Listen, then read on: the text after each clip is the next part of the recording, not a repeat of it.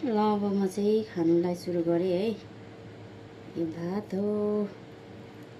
मैले चाहिँ भात चाहिँ बिहानै पकाएको, किनकि पकाइबस्नु अल्छी लागेर हो। अन्तखेरि सुँगुरको मासु, बोसोसरीको सुँगुरको मासु, रायो साग, अनि त्यहाँदेखिको आम्बो खाइसक्छु क्या हो। गुन्द्रुक जस्तो मिठो त हुँदैन नि। अनि यहाँ चाहिँ छ दाल, पहेँली दाल। ल मेरो चाहिँ खाना अब रेडी भयो।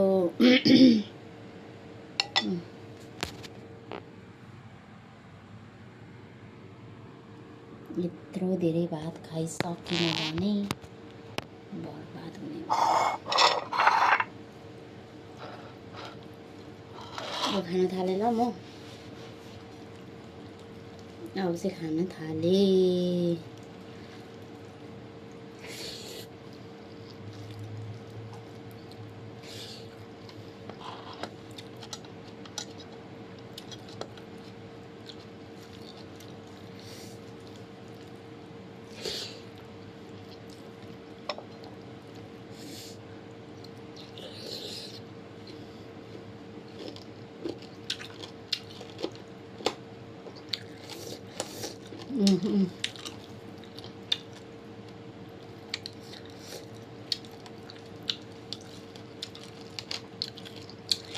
यत्रो धेरै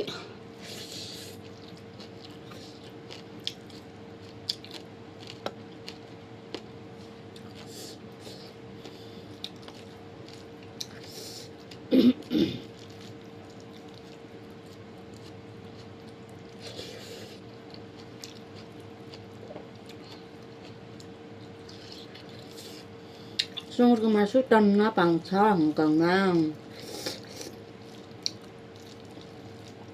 जतासुकै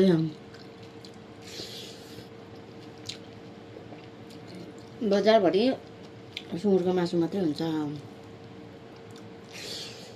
त्यही हो, मेरो बजार चाहिँ खाँदैन। अनि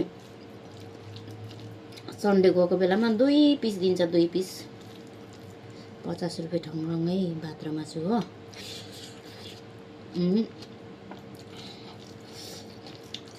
दुई पिस मासु चाहिँ कहाँ हो नि। त्यो पनि मेरो सुँगुरको मासु फेभरेट। यसरी खानुपर्छ नि। छाला चाहिँ खाँदिनँ, छाला चाहिँ मन पर्दैन।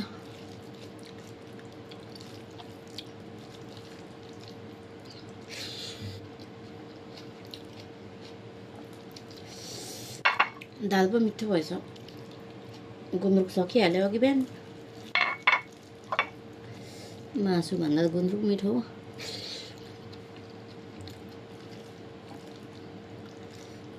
गुन्द्रुक भए बोल्नु नि पाउँथिनँ।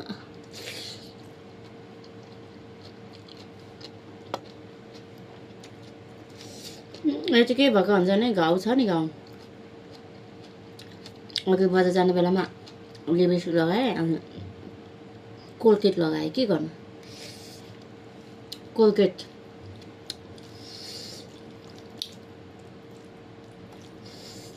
के भएर घाउ भयो वा।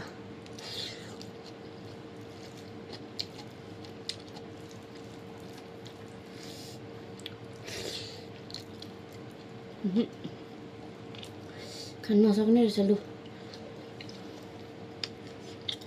अब के गर्नु, यत्रो भात मासु चिलाएर टाउको यत्रो छ मासु चाहिँ लु भएन।